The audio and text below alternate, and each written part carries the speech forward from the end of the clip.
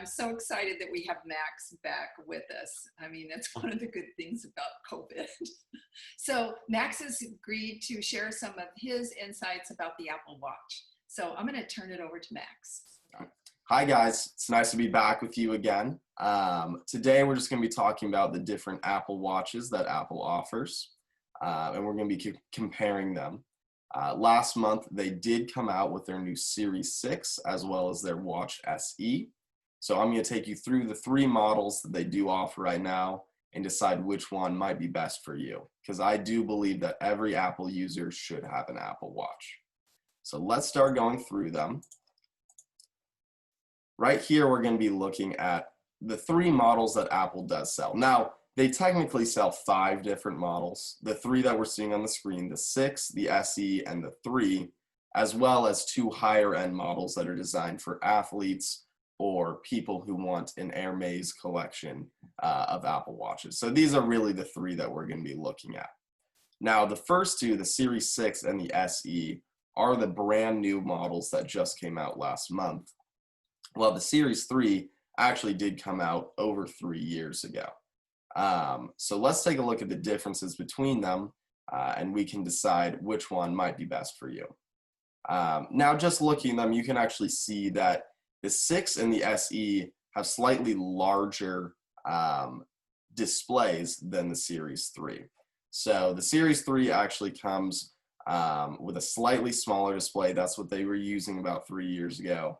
And the new ones are slightly larger. Now, what I'll say is that I've been a Series 3 user for a couple of years now. I haven't quite upgraded myself, but I might upgrade to the 6 just because this display, even though it's only about 2 millimeters larger, does make quite a difference when you're trying to view notifications or any other information that pops up. But let's start with the most important difference between them, which is the price. So the Series 3 has been about $200 for the last year and a half. And this is for people who just want to get their feet wet with an Apple Watch. It does have most of the functionality that the 6 and the SE does, but I've gone to a point where if you are going to get a new Apple Watch, I would actually recommend not getting the Series 3, just because it's a little bit of an older technology. Even though it has a lot of the functionality that the new ones have, it just does not operate quite as fast as the new ones do. And for that reason, I would say if you are just getting in for an entry-level Apple Watch, this new SE that they just came out with is probably going to be your best option. You'll notice that the price difference between the Series 3 and the SE for the GPS model is only about $80, and I'll say that that $80 is worth it. And then you'll jump over to the Series 6 for the same GPS model. We go up to $400.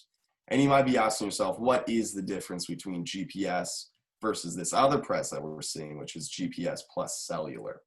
The difference there is that if you get the cellular enabled watch, is actually going to be able to connect to your cell phone plan that you're paying for via AT&T or Verizon or T-Mobile. And what that allows the watch to do is actually function as a standalone device. So you don't have to have your phone near you in order to take a phone call. I've seen people, I personally use the GPS model myself, but I know plenty of people who have the cellular model. And it really depends on how you're going to be using the watch. If you do plan to be using the watch without your phone nearby quite often, then the cellular might be worth it. You can see in the SE model, it's only about a $50 difference to bump up to the cellular. But what you have to remember is you are going to be paying your cell phone company a slightly higher rate each month in order to give your Apple Watch cell service. So if you're someone who's going to be walking around attempting to take phone calls on your watch without your phone nearby, then cellular is probably worth it. But what you have to remember is as long as your cell phone is within about 30 to 50 feet of your Apple Watch, you'll still be able to take phone calls, respond to messages, and do everything that you want to do without the cellular option. So it will be a specific set of you that would want to get the cellular option, but for most people, I would say the GPS is probably okay. So let's go a little bit more in depth about what the differences are besides the price in these different models. You can see, as I was saying before, there is a 2 millimeter difference in the case size between the Series 3 and the Series 6 and SE models. Now, for most people, really these case sizes are designed to target people with smaller wrists versus larger wrists. Typically, males will get the larger one, females will get the smaller one, but it definitely goes either way.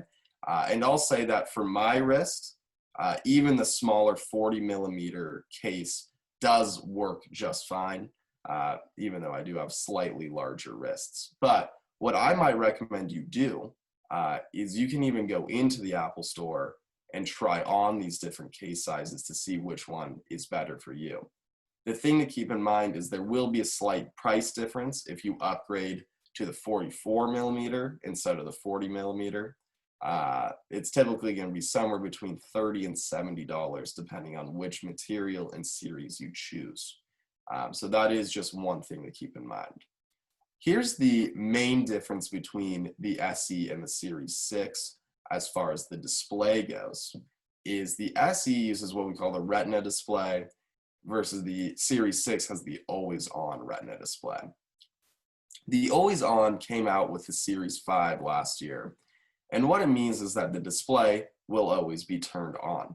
This looks more like a conventional watch where you can see the clock at all times, versus the SE will actually turn black and the screen will be off unless you're looking at it.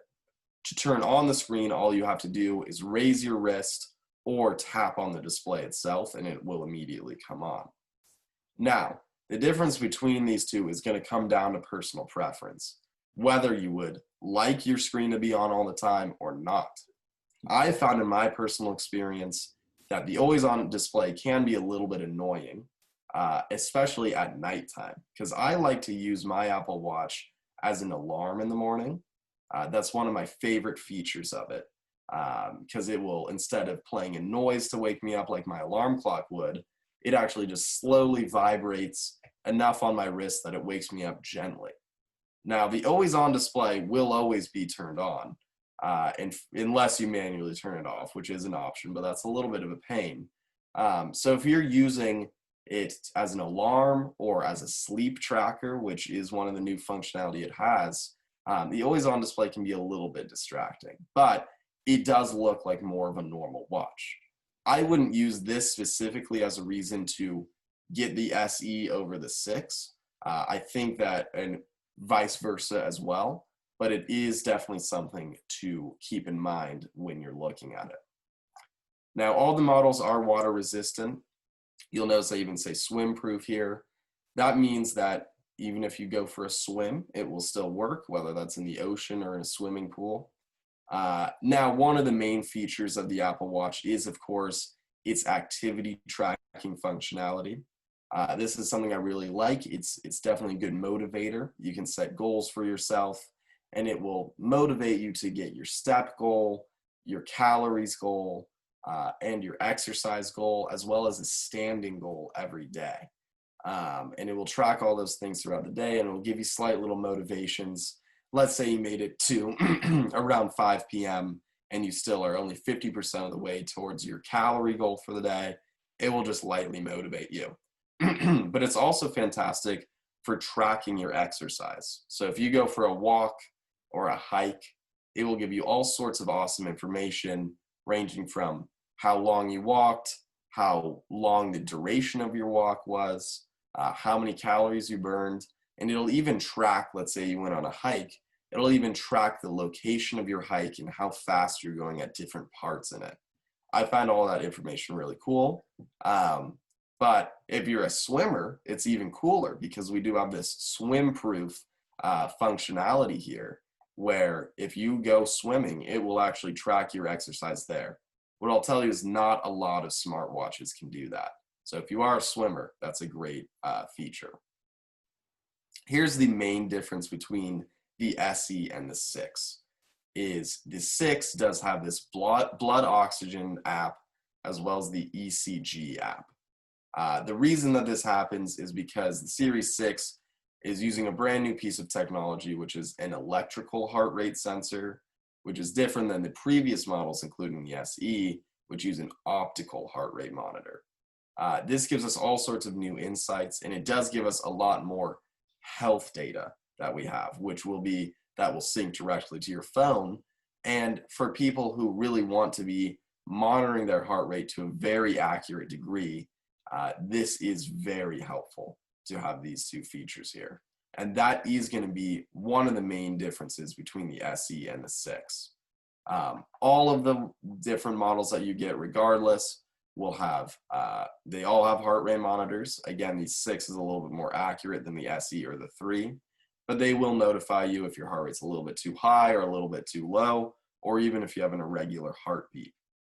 All of them have a functionality where you can call 911 and alert your family members if you're in an emergency situation just by pressing and you can choose what the combination of buttons are, but there are 2 buttons on the watch, and by pressing a combination of those, you can alert authorities if you are in an emergency situation.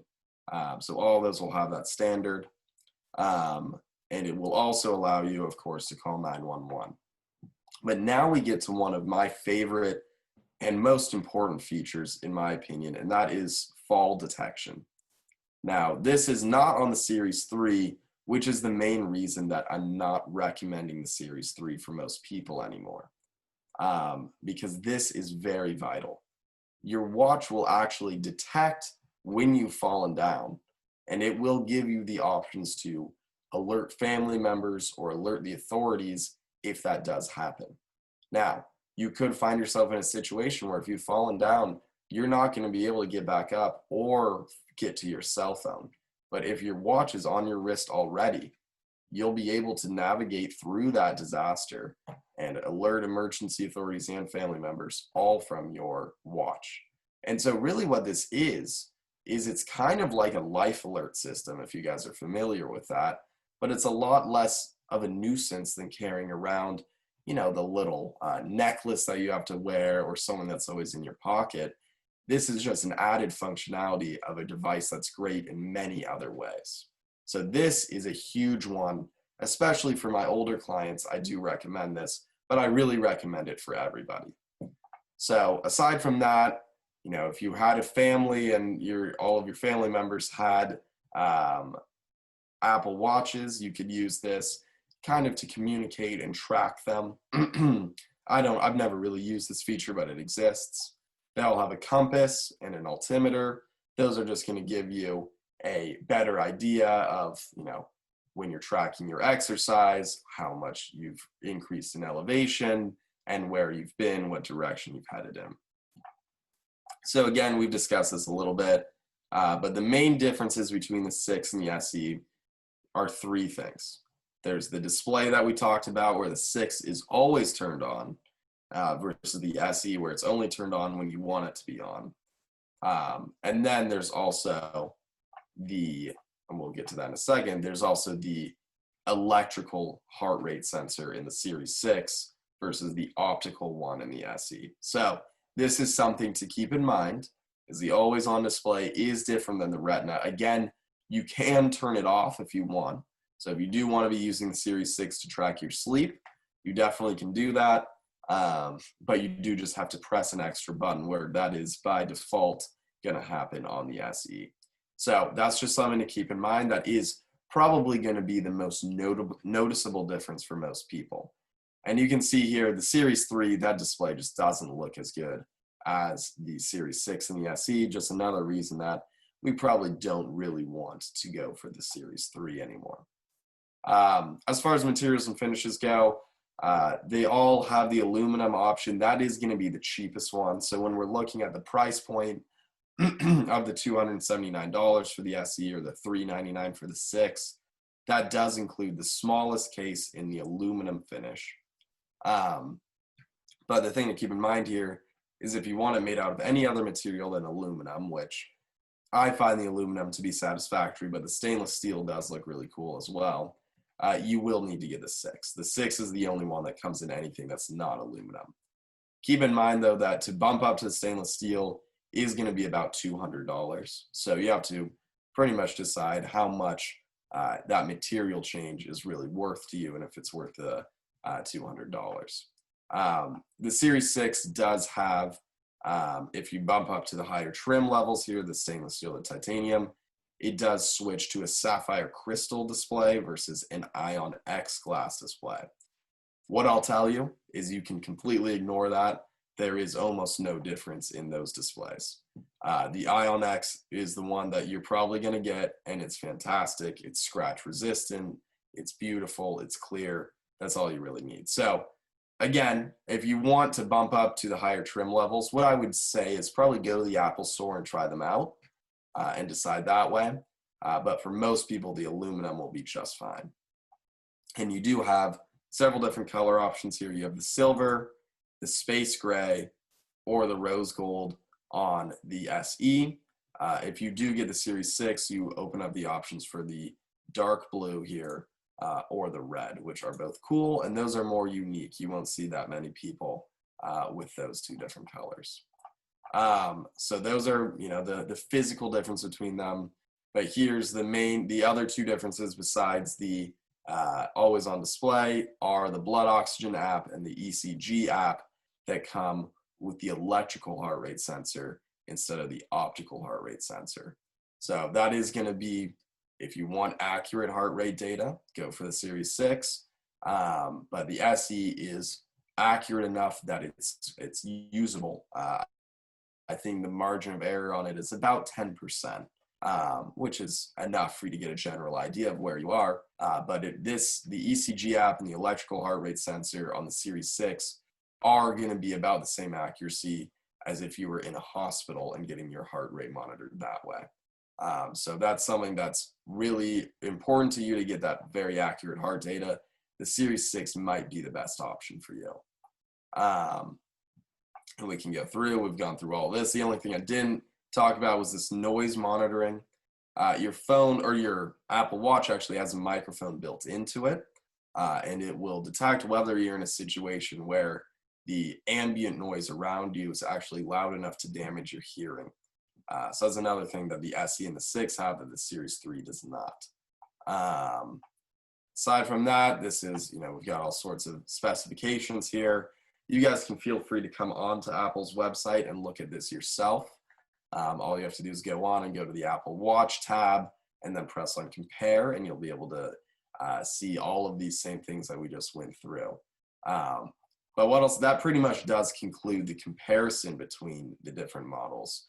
What I would recommend is, for most people, I would probably say that the SE is a great option, but the 6 is good too. Both of those will do about the same. The main differences again being the difference in the always on display and the electrical heart rate sensor. But I will finish by saying, I recommend that every single person who has an iPhone or another iOS device has an Apple Watch. I was originally skeptical myself of the Apple Watches. Of course, I tested them myself, but I actually never bought one until the Series 3. And I just thought I wasn't going to use it. You know, what functionality does this actually add? Especially since I always kept my phone in my pocket. You know, I can, what is this going to add to me? What value is it going to add when I can just grab my phone out of my pocket? And what I'll say is I was very much proven wrong by the functionality of the Apple Watch. I've worn it every single day since the day that I purchased it, and I find it incredibly helpful, not only for the activity tracking, but also, you know, I'll take phone calls on it. I can see just at a glance, you know, if I'm in a meeting or at an appointment, I can see the body of a text message that someone sent me or the subject line of an email. I can look at my notifications without actually having to open up my phone, and which is a lot more work and a lot more distracting, especially if you're with other people. So I find the functionality of the Apple Watch so helpful that I actually think that it is almost a necessity for people if they have an iPhone. And if you get one, I know you'll never go back to not having one. So that does conclude pretty much the comparison of the new equipment, but I definitely would say that you should look into getting one soon if you don't already have one. Of course, if you have any questions about it, you can always ask either Sharon or I about it. But I definitely think that this is a device that needs to be added to your Apple collection if you don't already have one. Gosh, that was great, Max. Thank you so much. And I want you all to stay tuned because there's more to come. Thanks, everybody. Bye-bye.